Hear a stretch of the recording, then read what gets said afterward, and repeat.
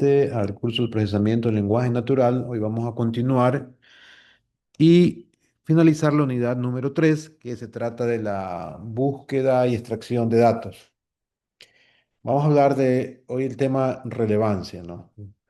La relevancia evalúa qué tan adecuado es un resultado de búsqueda.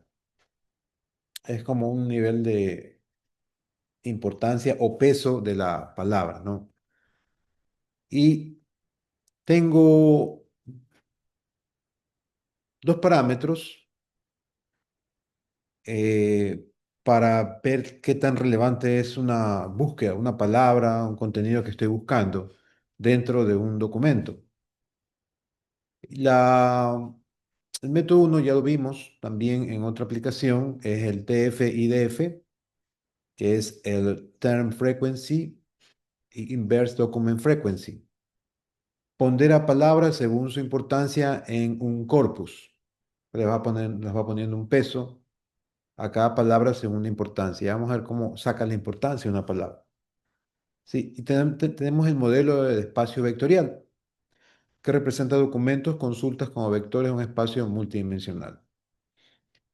Y al igual que hemos aplicado en estos algoritmos, las métricas utilizadas son la precisión y el recall, que son las mismas fórmulas que ya conocemos.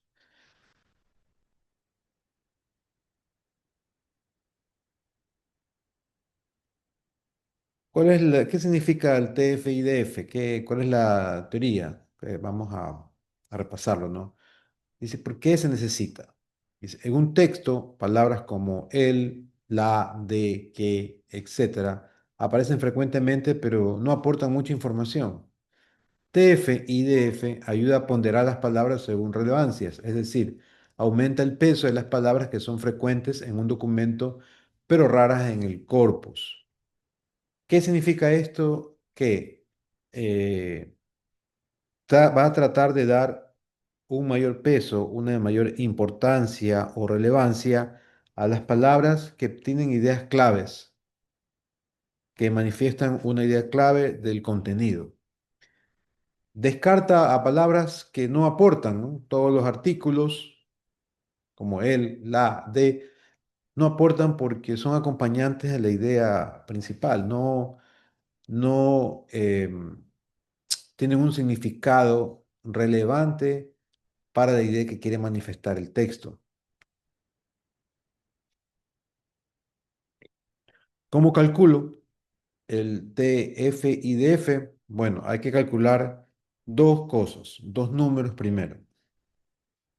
Primero se calcula el TF, que es el term frequency, que es la frecuencia del término, y la fórmula es el TF de T en el documento, o sea, el número de veces que se repite en el documento es igual a las veces que se repite f de td dividido para la sumatoria en todos los documentos.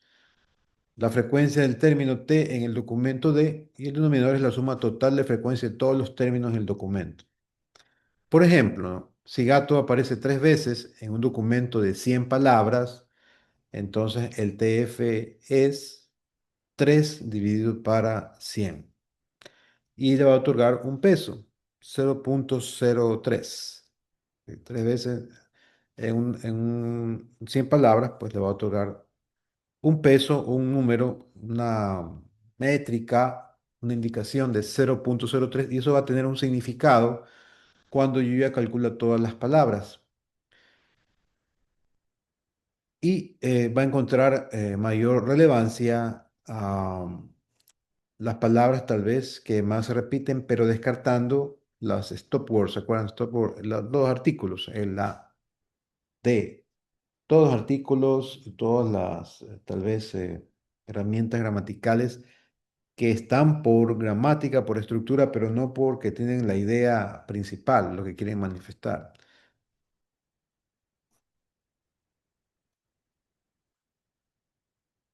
¿Cómo calculamos el IDF, no? Acuérdense que la técnica es TF, IDF. Ya vimos cómo es TF, ¿no? El número de la frecuencia de la palabra que estamos buscando dividido para el número total de las palabras del documento. IDF dice, es el Inverse Document Frequency, frecuencia inversa de documento. Mide cuán común o rara es la palabra en todo el corpus. Penaliza términos frecuentes en todos los documentos.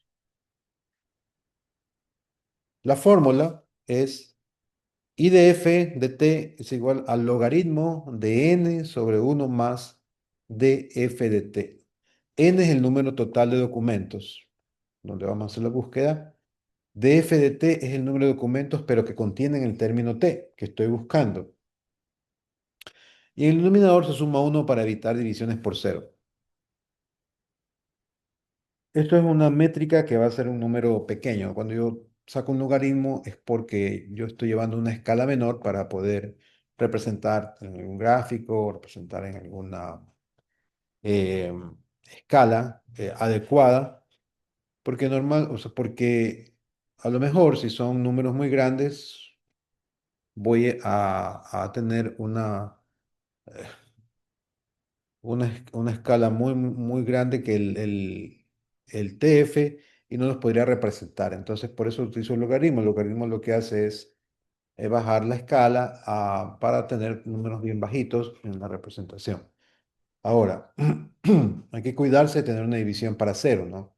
Porque puede ser que el DF de T sea cero, o sea, no aparece ninguna vez. O sea, el número de documentos que contienen T, a lo mejor no hay. Y eso sería un cero, entonces hay que dejar ese uno más. Y vamos a ver una variante de esta fórmula, porque arriba también puede aparecer este cero, ¿no? En el número de documentos. Entonces, podemos también sumar n más uno, ya vamos a ver en el ejemplo, y abajo de uno más de f de t.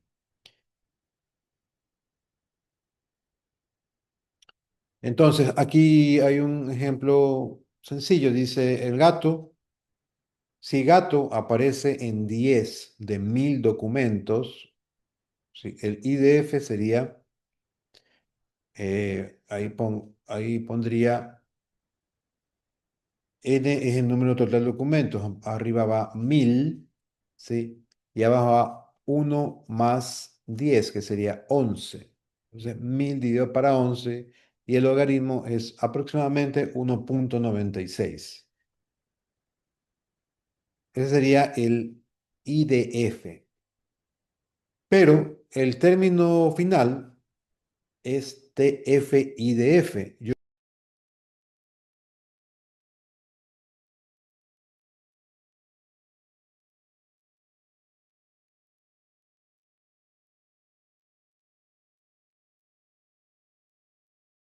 Hola, tuvimos una desconexión. ¿Me escuchan allí?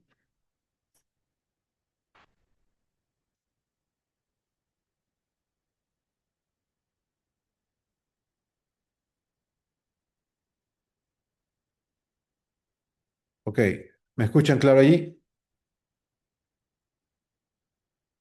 Hola, hola. Sí, se le escucha. Eh, no sé, hasta se desconectó el Zoom. Estaba explicado esta diapositiva que está el IDF, ¿no? Sí. Ya. Sobre el ejemplo. Ok, entonces, pero ya el número en realidad no es ni TF ni IDF, sino lo que el resultado es la multiplicación de estos dos resultados, del TF y del IDF. Entonces, la fórmula final es esta multiplicación de TF-TD por IDF, ¿no? Entonces, combina la frecuencia local en el documento con la rareza global en el corpus. El corpus es todo el conjunto del universo donde voy a hacer la búsqueda, ¿no? Y el documento es una sección del corpus. Entonces, esto me otorga con estos dos números, si los multiplico, me va a dar un número que al final va a ser el peso de esa palabra para darle una relevancia o importancia dentro del corpus. Entonces, por ejemplo, Tenemos tres documentos. El documento uno dice, el gato se sentó en la alfombra. El documento 2 dice, el perro se sentó en la silla. El documento 3 dice, el gato y el perro jugaron. Tenemos tres documentos y vamos a encontrar el TF-IDF de la búsqueda gato o de la palabra gato. Entonces, el paso uno es encontrar el TF de gato. El TF de gato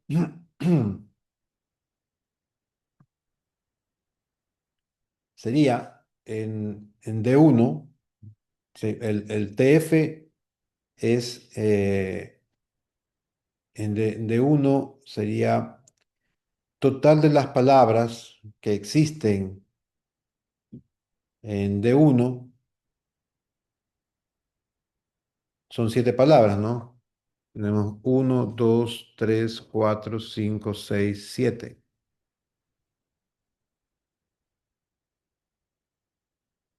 Entonces, el TF sería uno porque solamente vamos a encontrar una vez gato dividido para el número total de palabras. TF es uno dividido para 7. Eso es 0.143. Luego vamos a encontrar el IDF. El IDF es el gato aparece en D1, en D3 y en 2, o sea, son dos documentos, ¿no? D1 y D3. Entonces la fórmula dice I de F gato va a ser igual al logaritmo de n, que es el número total de documentos, 3 dividido para uno más. ¿En cuántos documentos aparece la palabra que estoy buscando? En dos documentos. Dos. Entonces, 3 dividido para uno más 2 es 3. 3 dividido para 3 es uno y logaritmo de uno es igual a cero, ¿no? Porque cualquier, cualquier término cualquier número que se eleve al cero va a dar la unidad, ¿no? 2 a la cero es uno, 1000 a la cero es uno. Entonces el logaritmo natural, el logaritmo de uno, el logaritmo base 10 de uno es igual a cero. Pero con este cero, como es el otro término para buscar la fórmula total de TF y DF, me anula todo el parámetro TF y DF.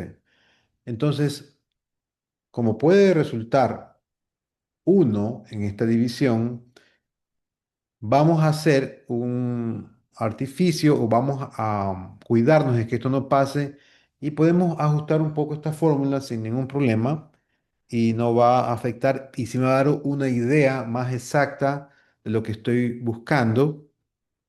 Yo le añado también, como le añadí un uno abajo en ese término, ¿verdad? Le añadí un uno al los documentos, le añado un uno arriba también, uno más n y uno más df. Entonces, ¿qué me va a evitar esta, este artificio de sumarle uno arriba? Me va a evitar de que se me haga cero el índice, porque tenemos esa restricción que si me da uno, el logaritmo es igual a cero.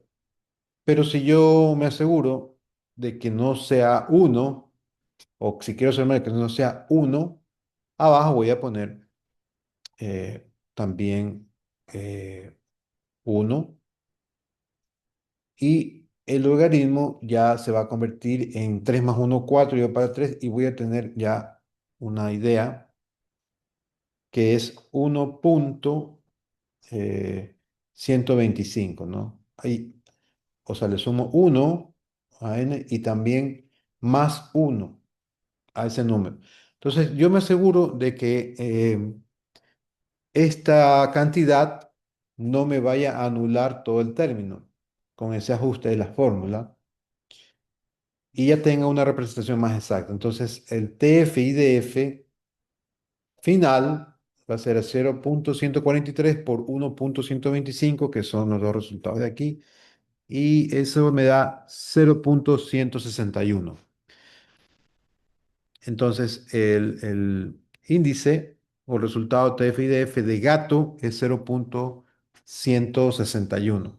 Y así. pueden calcularse todos estos TF y DF de cada palabra para hacer una tabla de relevancia de estos términos. Y eso me va a dar una idea de cuán importante es la palabra en el texto. Si seguramente va a desarrollar una idea principal alrededor de esa palabra. ¿Para qué aplico esto de aquí? Esto TF y DF, esta técnica, estos números, esta ponderación.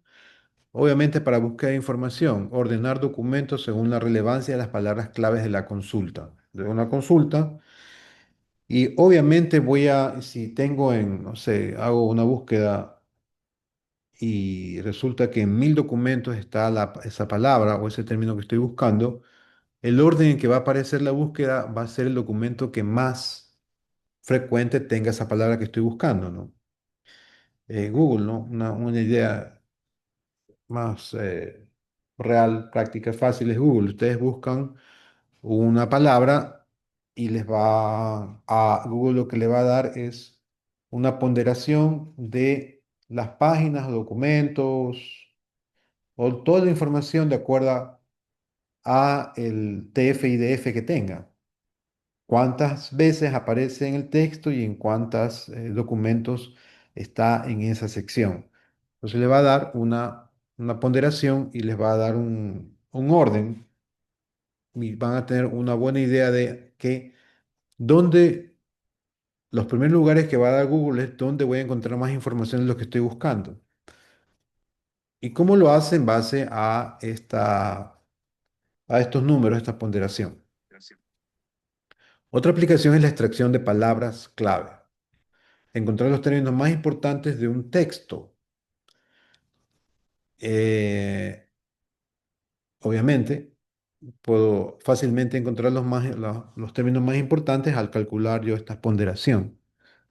Clasificación de texto como entrada para modelos de Machine Learning. También, porque yo, para hacer el Machine Learning o para poder entender la idea, tal vez en reconocimiento de voz o en cualquier aplicación, eh, tal vez no entiendan unas palabras, pero la palabra principal o si es una palabra de alta relevancia, pueden relacionar muy fácil cuál es la idea principal, cuál es la idea que se quiere transmitir. Filtrado de spam, análisis de sentimientos, recomendadores, etcétera. También porque cuando yo hago esta búsqueda, yo voy a tener una ponderación de la palabra, del texto que estoy buscando y lo que me va a presentar es eso, ¿no? Entonces, ¿qué ventajas tiene? Es simple, el cálculo es simple, es rápido y es interpretable. No requiere aprendizaje supervisado tampoco. ¿Y cuáles son sus limitaciones? No capta el contexto ni el orden de la palabra. Ignora la semántica. No sabe que gato y felino están relacionados, por ejemplo. Y es de escasa utilidad en textos cortos o muy homogéneos.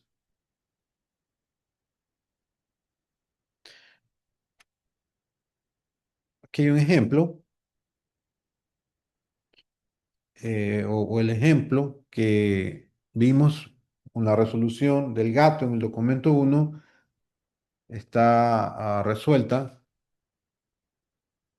para todas las palabras, ¿no? Entonces, este es el código y el resultado es este, en la alfombra y tenemos los pesos. Son tres porque son tres documentos.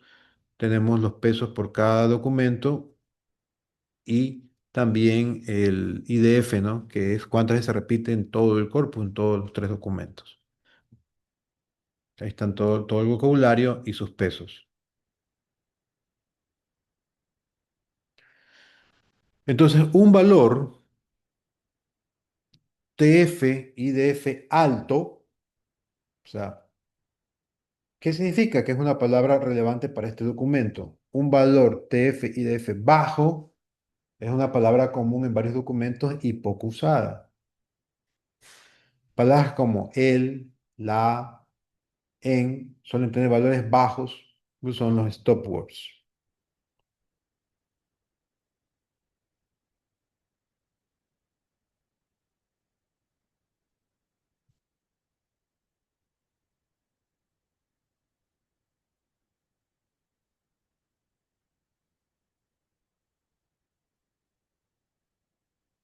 Otro elemento o herramienta que tenemos en la relevancia, la importancia de las palabras, ya vemos el TF-IDF que pondera. Otra forma de darle o clasificar o darle alguna característica adicional a la palabra que estoy buscando es el modelo del espacio vectorial. El modelo del espacio vectorial es una técnica que representa documentos y consultas como vectores numéricos en un espacio multidimensional, donde cada dimensión representa un término de vocabulario del corpus. En la base de motores de búsqueda como Google, la versión temprana o sistemas de recomendación textual, se utilizaba este BSM. Entonces, ¿cuál es su objetivo? Comparar documentos entre sí, comparar consultas con documentos y medir similitud para recuperar los textos más relevantes. Yo tengo la consulta, tengo los textos y puedo hacer una comparación. De acuerdo a eso, yo voy a darle también un peso o a decidir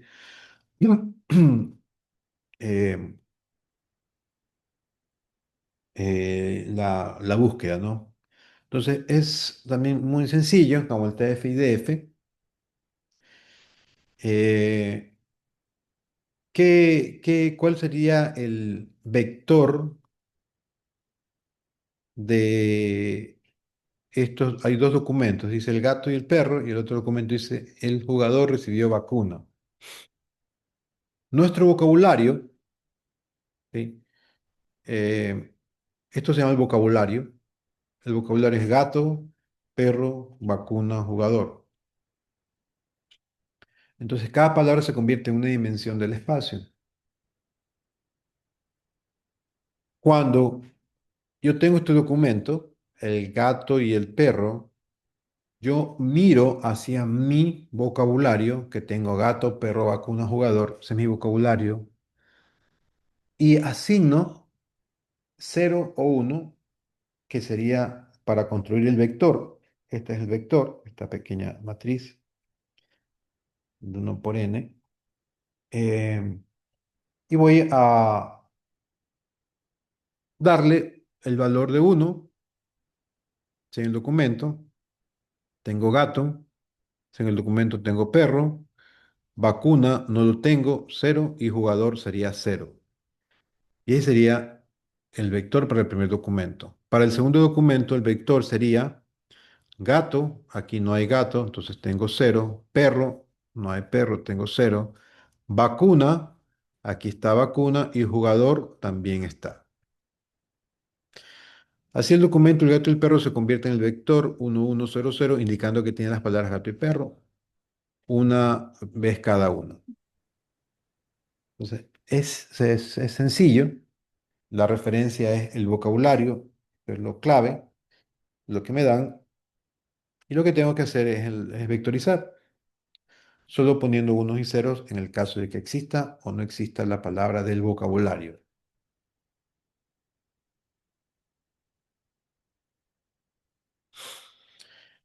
Entonces, ¿cómo yo mido la similitud entre términos? Voy a utilizar esta fórmula de aquí. ¿Cómo yo mido la similitud entre A y B? Entre los términos de los documentos, como quieran.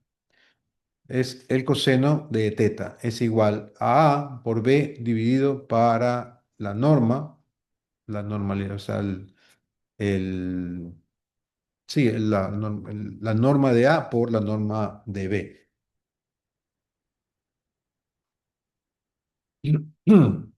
A por B es un producto punto. ¿Sí? Acuérdense, son dos vectores. Estamos hablando de vectores. Y ahí B son las normas o son magnitudes de los vectores. Veamos un ejemplo, cómo sacar estas magnitudes de los vectores o las normas, que se llaman, eh, porque estoy obviamente trabajando con vectores. Entonces yo puedo sacar un grado de similitud. ¿Cómo yo interpreto el coseno, el resultado de ese coseno? ¿No? Cuando es 1, los vectores son idénticos y cuando es 0, son totalmente diferentes y yo puedo tener una variación entre 0 y 1 para ver qué tan parecidos o qué tan similares son.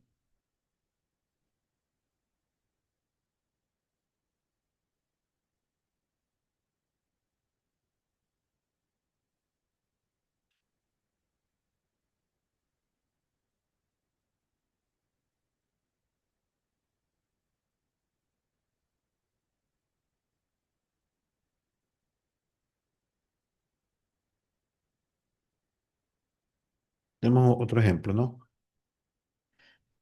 Eh, Dos documentos, el gato y el perro. Documento uno, el documento 2, el jugador recibió vacuna. Voy a consultar perro y vacuna. ¿Cuál es mi vocabulario? Gato, perro, jugador, vacuna, recibió. Voy a armar mi tabla, los vectores. El TF al final, pues bueno, esa es la frecuencia. Te va a aparecer esa palabra. De uno, gato tengo uno, perro tengo uno, jugador no tengo, vacuna no tengo, recibido no tengo. Y de dos, gato no tengo, perro no tengo, jugador uno, vacuna y recibió. Aquí está el jugador recibió vacuna. Tengo estos dos vectores y la consulta. La consulta es perro y vacuna. Es otro vector. Entonces, tengo este vector de aquí, que va a ser, no voy a consultar gato, sí voy a consultar perro, por eso tengo acá. No voy a consultar jugador, por eso tengo cero. Sí voy a consultar vacuna, pero no voy a consultar recibió y tengo cero. Entonces, tengo dos vectores de dos documentos de acuerdo al vocabulario y tengo un vector adicional que se llama el vector consulta. Eso es lo que estoy buscando, que también es un vector que debe estar referenciado al vocabulario. El vocabulario es clave. Entonces tengo tres vectores. ¿Cómo yo digo qué es lo que estoy buscando o qué es lo que más se acerca a esta búsqueda?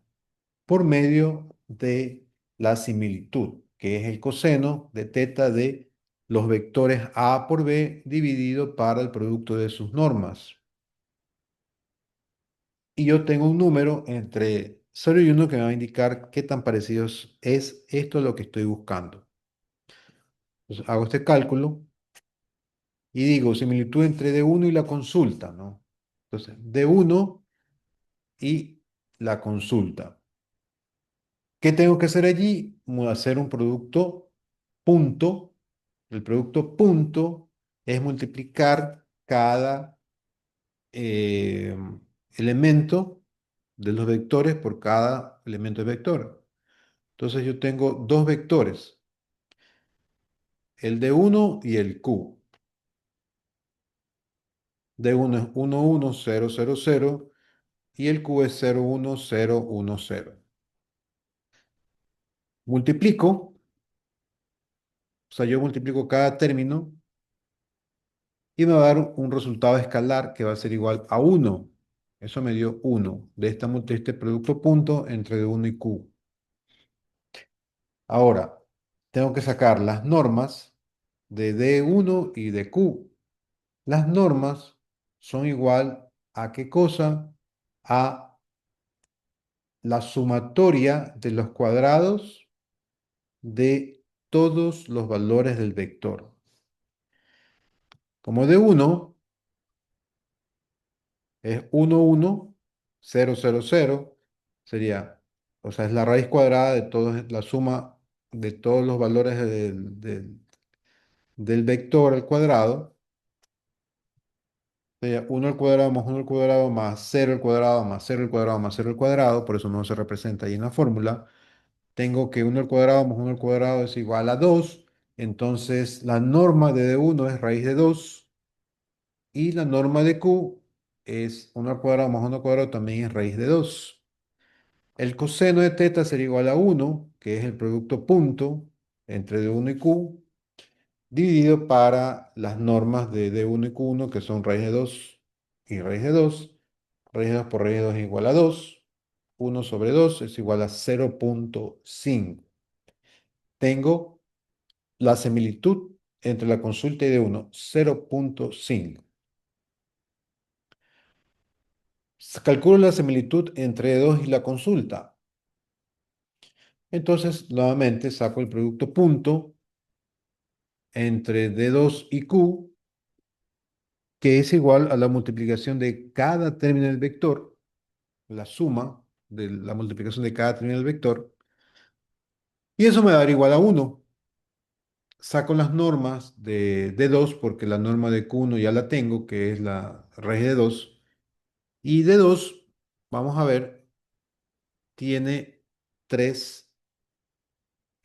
unos, ¿no? Entonces sería la raíz cuadrada de 0 cuadrado más 0 cuadrado más 1 cuadrado más 1 cuadrado más 1 cuadrado.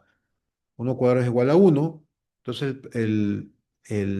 la norma de 2 sería raíz de 3. Aquí tenemos raíz de 3.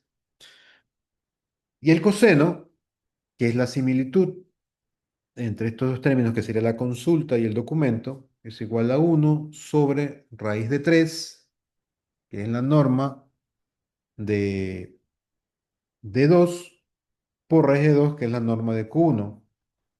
Y esto de aquí es igual a 0,408. Entonces, la similitud, aquí vemos el resultado, la similitud de D1 y Q es igual a 0,5 y la similitud de D2 y Q es igual a 0,408. Obviamente, 0,5 es más relevante, es más pesado, es mayor que 0,408. Por lo tanto, el modelo recomendaría D1 antes que D2 como la más relevante para la consulta, ¿no? Perro y vacuna. ¿Tienen alguna pregunta hasta aquí?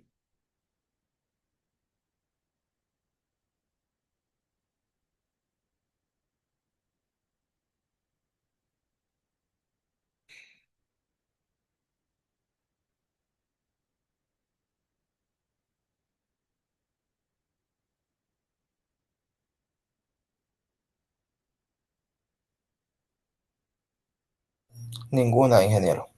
Ok. Recuerden, van a toparse con ejercicios de estos. Recuerden el producto, cómo se saca el producto punto, que es, bueno, ya algo que deben conocerlo, ¿no? El producto punto, normas. También hay otro producto cruz entre vectores. Repasen eso, vean, hagan ejercicios sobre los productos puntos y la obtención de las normas porque son básicos para este tipo de consultas que se llaman los espacios de vectores. Entonces, por medio de vectores, yo puedo recomendar cuál es lo que más se parece a la consulta que estoy haciendo.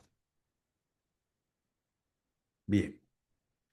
Las ventajas de este modelo: representación clara y cuantificable, base para sistemas de recuperación de textos como buscadores, fácil de expandir con TF y DF o pesos personalizados. Limitaciones: no considera sinónimos o contextos semánticos, requiere vectores de alta dimensión y puede ser ineficiente en grandes colecciones si no se optimiza. Lo habla por el procesamiento matemático, ¿no? Cuando ya tengo muchos vectores. Aquí hay un ejemplo en Python, una visualización en 2D del espacio vectorial usando sklearn y matplotlib, que es crear varios documentos de texto, transformar en vectores con TF y DF, calcular la similitud del coseno entre documentos y una consulta y visualizar en 2D usando reducción de dimensión PSA. Entonces, ¿qué es lo que vamos a tener aquí? Tenemos este código y vamos a hacer una consulta y tenemos que son 4 documentos. Aquí están los 4 documentos. El gato y el perro jugaron en el jardín. El presidente dio un discurso sobre la economía. Una vacuna nueva fue descubierta por científicos. El jugador anotó 2 goles en el partido. Estos son los documentos donde vamos a hacer los ejercicios utilizando TF y DF y también el espacio vectorial. ¿Para qué? Para que al final me dé un gráfico así. Tengo los 4 documentos ¿sí? Eh, y también tengo la consulta. Como su nombre lo indica, espacio vectorial. Como son vectores, aquí yo los puedo graficar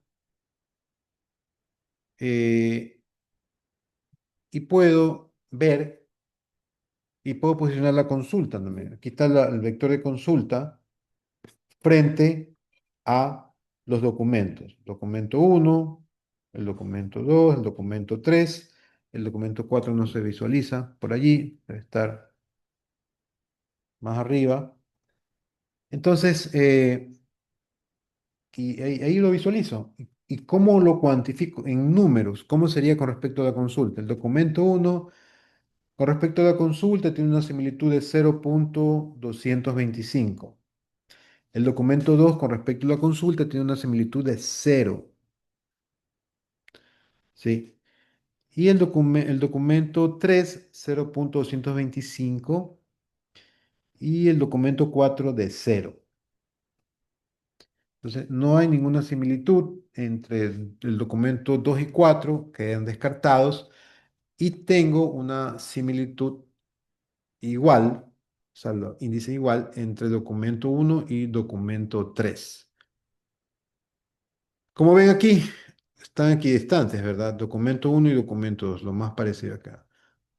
Eh, no, no hay uno que esté más próximo y lo veo así en el espacio.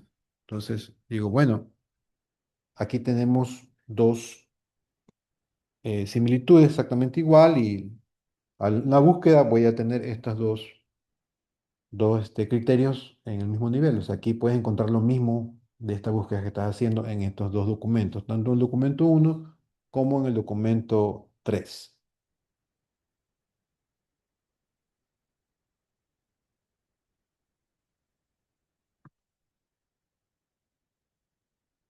Vamos a hablar ahora de extracción de eventos. La extracción de eventos permite detectar patrones temporales y relacionados en textos o datos.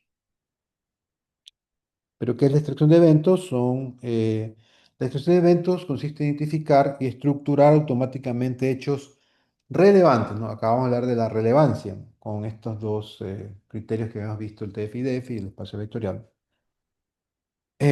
expresados en un texto, ¿no? Cada evento generalmente involucra un verbo de acción, que lo conocemos como el trigger, participantes, que son las entidades, quién, qué, cuándo, dónde, y el tipo de evento. ¿Qué tipo de evento fue? Fue un crimen, desastre, reunión, ataque, etcétera.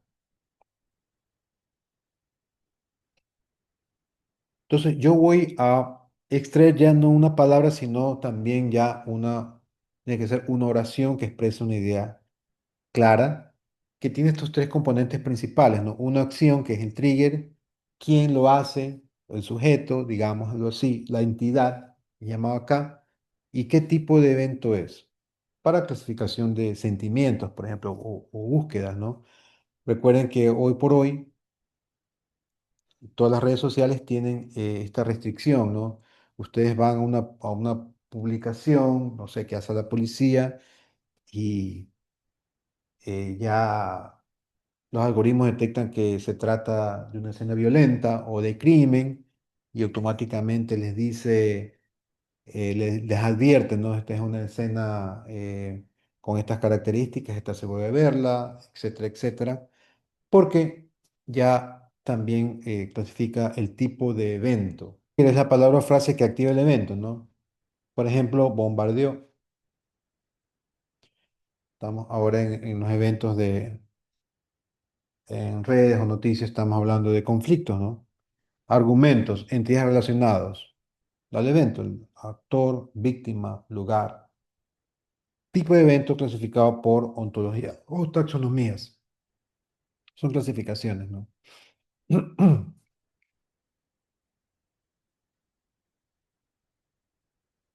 Ejemplo, Rusia bombardeó una ciudad ucraniana el lunes por la mañana. Entonces, el sistema debe extraer el tipo de evento. ¿Qué fue? Eso fue un ataque. ¿Cuál es el trigger? ¿Cuál es la acción? Bombardeó. ¿Quién? Rusia. El actor. Víctima o lugar, ¿no? La ciudad ucraniana. Y el tiempo, lunes por la mañana. Técnicas comunes para esto de aquí son las reglas basadas en patrones léxicos, ¿no? Expresiones regulares, reglas lingüísticas, modelos de ML supervisados, eh,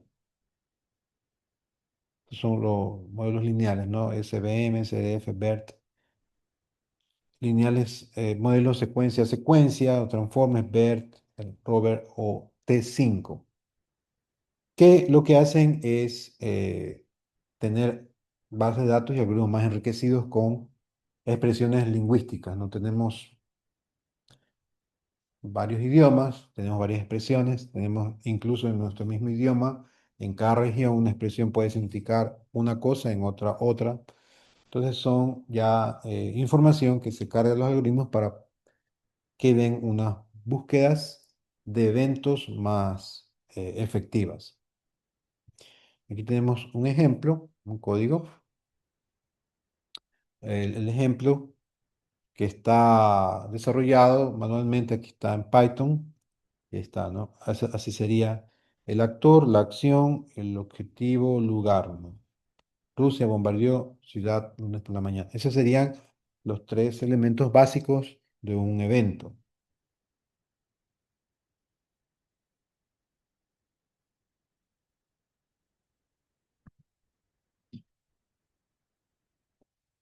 Relaciones causales. Determina cómo un evento influye en otro usando modelos de causalidad probabilística, reglas de asociación y modelos de PLN, ¿no? Pensamiento del lenguaje natural. Entonces, ¿qué significa esto? Ya hablamos de extracción de eventos. Ahora, ¿cómo un evento se relaciona con otro? Esas son relaciones causales. Para que ocurra algo, tuvo que haber ocurrido un evento previo. Ya hablamos de esto cuando hablamos de Bayes, ¿se acuerdan? La probabilidad de que suceda algo dado esto de acá. ¿Cuál es la probabilidad de que eh, llueva dado que es invierno? ¿Cuál es la probabilidad de que esté soleado dado la probabilidad de que ya es verano? ¿Cuál es la probabilidad de que aprueben el curso si no estudian? No, entonces se reducen las posibilidades. También tenemos reglas de sucesión y todos los modelos que habíamos visto de procesamiento y lenguaje natural.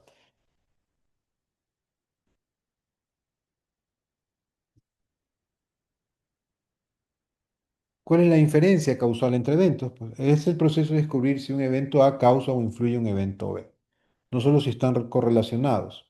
Es crucial para múltiples áreas, ¿no? De salud, economía, ciencia de datos, etcétera. A veces les hablaba yo, no sé si ese curso, pero hoy en día, ¿no? La información es tan crucial que causan cosas como el desplome de acciones de empresas.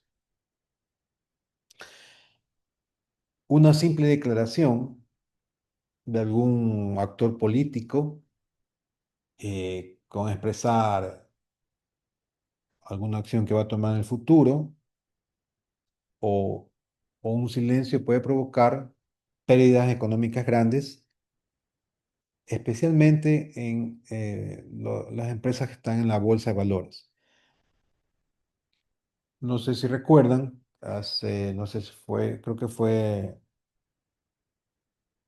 ya al finalizar el año pasado, de las acciones de Nvidia, ¿no? La Nvidia es la fabricante de las tarjetas poderosísimas para procesar inteligencia artificial y gráficos, ¿no? O comenzó con gráficos, pero es tan potente porque tiene grandes prestaciones en la parte electrónica, memoria, velocidad de procesamiento, etcétera, que lo utilizan los gamers para todos estos juegos gráficos. Eh, una simple declaración de orden política de otro fabricante que dijo, bueno, yo te hago lo mismo gratis, te puedo hacer esto que hace la competencia, que era la más grande de Nvidia, lo puedo hacer. Esas solamente, ese tipo de declaración o expresión hizo que los accionistas se retiraran porque estaban viendo que si yo vendo un producto y mi competencia lo ofrece gratis, pues estoy condenado al fracaso, ¿no? ¿Quién me va a comprar si lo puede obtener gratis de otra forma? Eso es más o menos lo que puede analizarse cuando yo estoy, ahí no se llama el trading, ¿no? Lo que es, yo gano dinero viendo o haciendo estrategias para comprar acciones de empresas.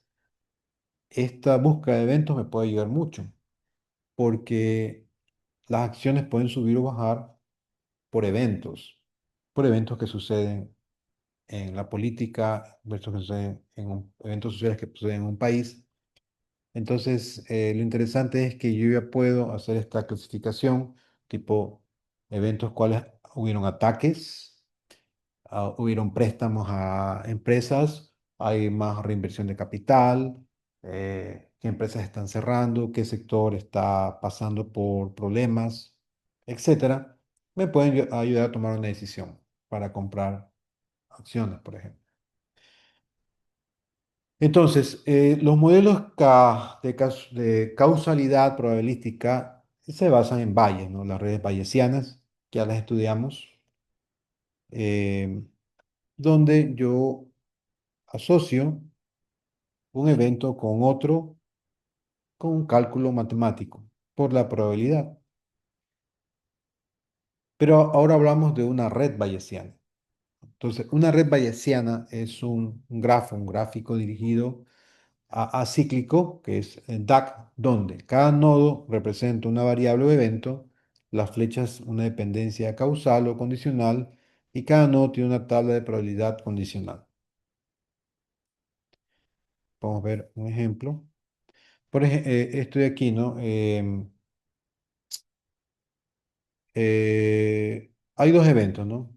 Está lloviendo, está lloviendo es un evento, el otro evento, el suelo está mojado. Entonces, es obvio, ¿no? Que el evento de que el suelo está mojado es porque hay un evento de que está lloviendo, hay una lluvia. Entonces, si llueve, el suelo va a estar mojado. Es un evento obvio, ¿no? Y el modelo de esto de aquí también ya lo habíamos estudiado, lo hemos visto, que es la probabilidad de que se dé B dado A, ¿no? El suelo esté mojado dado que hay lluvia. Entonces es una relación causal probable y muy probable en este caso.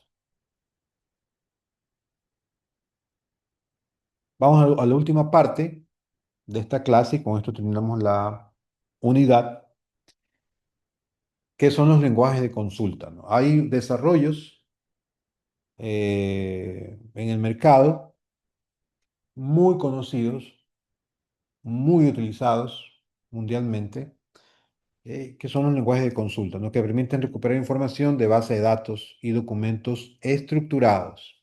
Aquí estamos hablando de bases de datos y documentos estructurados. No estamos hablando de libros, no estamos hablando de textos que no están estructurados, una obra literaria, por ejemplo. Aquí hay una gran diferencia, ¿no? Entonces vamos a hablar en este capítulo de las bases de datos. Y bases de datos es algo sencillo, son registros, ¿no? Son registros que el registro tiene campo, tienen información asociadas a un evento. Hay base de datos de las notas académicas, hay base de datos de salud, hay base de datos de con muchísima información que es un punto importantísimo para la operación de las empresas. Las bases de datos. Con las bases de datos, una empresa cotiza, ordena compra, factura, cobra, saca balances, saca reportes, eh, hace seguimientos de proyectos. Las bases de datos a nivel empresarial pues son una herramienta importantísima, o si no la más importante, porque es un documento donde va a tener información estructurada, valiosa, que va a representar y me puede representar pérdidas o ganancias al final. Se utilizan muchísimas aplicaciones. Yo quiero ver cuántas veces un cliente me ha comprado este producto o el cliente dice, dame el accesorio para la laptop modelo, no sé, 1, 2, 3, 4, que es el ventilador. Los ventiladores están fallando, entonces yo puedo ir a la búsqueda de cuáles son el modelo exacto de las laptops que vendía este cliente, que fueron hace 3 años. Em, Cuando no muchas veces hay plataformas en la web y software que, que lo utilizan los clientes básicos, pero ustedes ya como profesionales en esto, con conocer unos simples comandos, pueden entrar a la base de datos y hacer búsquedas especializadas para encontrar errores, para encontrar datos importantes. De eso vamos a hablar. Entonces, ¿cuáles son estos lenguajes de consulta? Que son herramientas diseñadas para recuperar, insertar, modificar o eliminar información, ¿sí? Que almacenan en bases de datos o documentos estructurados. Entonces, entre paréntesis, esta es información sensible, ¿no? Eh, en el campo profesional, yo he estado trabajando, pues sí he tenido eventos de falta de ética de parte de las personas que trabajan en este campo. Eh, Desde hace mucho tiempo trabajo en el área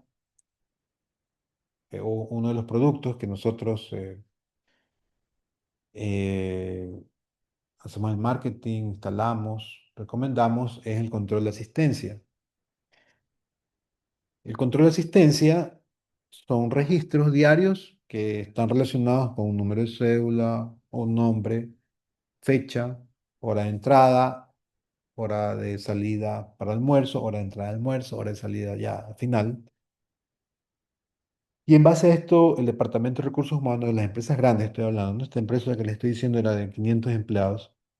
En base a esto, pues importan para sacar los roles de pago y pagar los sueldos, pagar sobre tiempos, etcétera, ¿no? Entonces, con el acceso a esto de aquí, habían personas que faltaban, amigas de la persona que estaba como administrador, y insertaban datos, ¿no? Eh, si tengo acceso y tengo todos estos tengo a este nivel, ¿no? Esto se puede ver en muchas empresas y uno de los éxitos que nosotros o el producto ha tenido es que por estas razones ya se convirtió de una aplicación de escritorio a una plataforma web. Pero hubo que hacer la ingeniería para que los registros, sea por una app de la asistencia, ¿no? El empleado está allí y no solamente que le graba la fecha y la hora, sino el lugar porque está conectada con el GPS. Entonces, hay esta herramienta que nosotros en la empresa vendemos, pues tiene esa ventaja y al el gerente al escuchar que no puede manipularse la base de datos es música, porque va a tener datos reales de las personas que están faltando, que están llegando atrasadas, porque es una base protegida, una base que está en otro nivel y está fuera del área, ¿no? Esta es una información sensible que puede pasar y la importancia de poder manipular esto de aquí también tiene esa responsabilidad. Entonces, ¿cuáles son los lenguajes para esta base de datos más utilizadas? Son eh, MySQL, el PostgreSQL, SQL Server. Eso es muy, muy, muy utilizado, muy difundido. También las empresas los prefieren. Base de datos no SQL, como MongoDB o Neo4j, documentos estructurados XML o JSON, y sistemas de recuperación de información como los buscadores. Entonces hay tipos de consulta, las consultas SQL, ¿no? SQL que son eh, herramientas, comandos que permiten hacer consultas, ¿no? Y ahí están unos ejemplos, select, where, join. Select es qué es lo que quiero buscar, ¿no? Quiero buscar nombre y edad desde desde empleados, esa es la base de datos, pero donde solamente la edad sea mayor a 30. ¿Sí? Este tipo de consultas las podemos hacer, esto de aquí es en programación SQL, ¿no? Si yo ya tengo SQL, ahí está. Estos son los comandos para SQL, estos no son comandos de Python, sino estamos hablando del lenguaje de búsquedas en bases de datos y documentos estructurados, ¿no? Solamente unos ejemplos de comandos. Cuando yo voy a consultar en documentos XML, eh, tengo en XPath, por ejemplo, que es una herramienta, un lenguaje de búsqueda, se llama XPath. Ahí está el comando para buscar la palabra Python, por ejemplo. SparkQL, que para datos semánticos o web semántica, permite consultar grafos de conocimiento. Aquí tenemos los comandos select, where, que se repiten de SQL, select, where. Vamos a encontrar que es común. Hay bases de datos no SQL orientadas a documentos, o JSON, y ahí está una línea de comandos parecida, o lo que yo estoy buscando, pues son edades, usuarios con la edad de 30 años, por ejemplo. Ejemplos de consultas básicas. Aquí está, ¿no? Consultas básicas, empleados, en la base de datos de empleados, nombre, edad, departamento. Esta es mi base de datos. Ana 30, departamento de ventas. Pedro 45, departamento de finanzas. Lucía 29, departamento TI. Entonces ahí tengo los comandos que puedo utilizar para encontrar. Varios comandos para utilizar. Tengo las opciones, ¿no? Select from de empleados, select nombre de edad desde empleados, select desde empleados donde la edad sea mayor 40, etcétera. Si yo quiero ordenar por edad, ahí están varios comandos. Entonces, de estos, este tipo de consultas, pues obedecen a comandos y son muy precisas. En los archivos XML, ¿no? Archivos XML tienen una estructura distinta, es como los codificados. Si yo quiero buscar, utilizo el lenguaje XPath dentro de XML con este formato de comandos.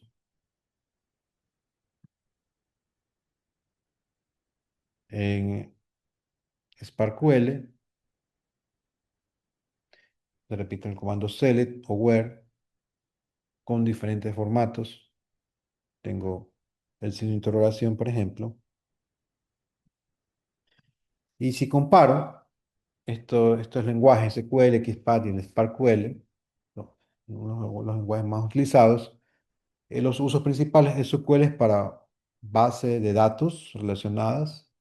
El formato de datos son tablas, ¿no? Base SQL. Si yo quiero buscar en base de datos, SQL. Si quiero buscar en XML estructurado, son archivos, son estructuras de archivos distintas, utilizo XPath. Y si no es base de datos, no es un archivo XML estructurado, es una web, son grafos, es una búsqueda menos estructurada, es SparkQL. Cuando hablamos de búsquedas avanzadas, sí, incluye técnicas de optimización, búsqueda aplicando la álgebra booleana, expansión de consultas y rankings con métodos BM25.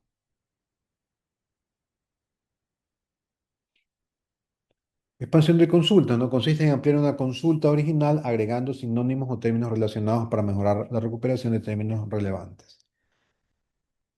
Entonces, esto supongo que ya también lo hacen, lo han hecho en Google, ¿no? Yo quiero saber sobre un tema, quiero mucha información y no solamente pongo la palabra por la que es conocido naturalmente, generalmente, sino que pongo sinónimos, ¿no? Yo quiero consultar automóvil eléctrico. Y si yo quiero hacer una expansión de la búsqueda, yo pongo OR, coche eléctrico, OR, vehículo eléctrico. Esta OR es un operador booleano, ¿sí? Es un operador de la álgebra booleano, o es O, y también hay otros operadores más que, bueno, son la base de mucho desarrollo eh, lógico. Entonces, así expando la consulta. Aumenta el recall, que es la métrica, ¿no? Recuperación de datos relevantes y mejora resultados cuando el vocabulario del usuario es limitado.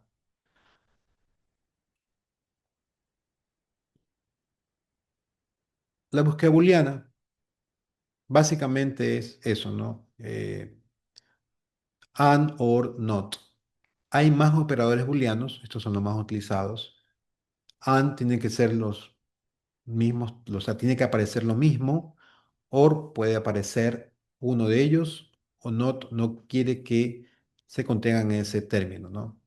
Por ejemplo, yo quiero encontrar todo lo relacionado a inteligencia artificial y salud, pero no deportes, no en el área de deportes. Quiero encontrar todo lo que es, habla sobre artificial y salud. En salud, ese operador, si ven que está entre paréntesis, porque el not es como que afecta a toda eh, la operación que está dentro. Ese, por ejemplo, es en un lenguaje de Arduino. eh, Utilizo esos operadores ah, para buscar en bases académicos y filtros avanzados en sistemas de búsqueda documental. Ranking de resultados es el top, ¿no? De los resultados de las búsquedas, ¿no? Una vez recuperados documentos, deben ordenarse según la relevancia, de la que ya hablamos. La relevancia al principio de la clase, ¿no? Y hay este método que es el BM25 o el Best Matching 25, ¿no? Un modelo probabilístico que pondera la relevancia, tiene en cuenta la frecuencia del término del documento, la longitud del documento y la frecuencia inversa en el corpus. Todo eso ya hemos visto que al final es una sumatoria de IDFs, ¿no? Por esta fracción que involucra además la longitud total de cada documento.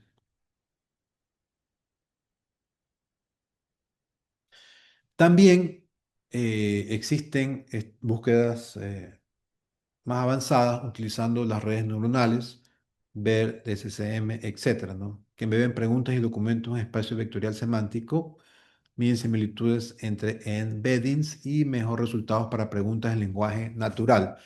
¿Por qué? Porque ya al ser un lenguaje natural, pues necesito más inteligencia, más procesamiento y deben ser con redes neuronales. Ya no estoy hablando de base de datos, sino ni documento estructurado, sino ya un lenguaje. Y cuál utilizo, qué técnica utilizo, en qué caso, ¿no? La expansión de consulta, mejora cobertura de búsquedas, la búsqueda booleana, precisión en combinación de términos y el ranking ordena documentos por relevancia real para el usuario. Bien, ¿tienen alguna consulta, alguna pregunta?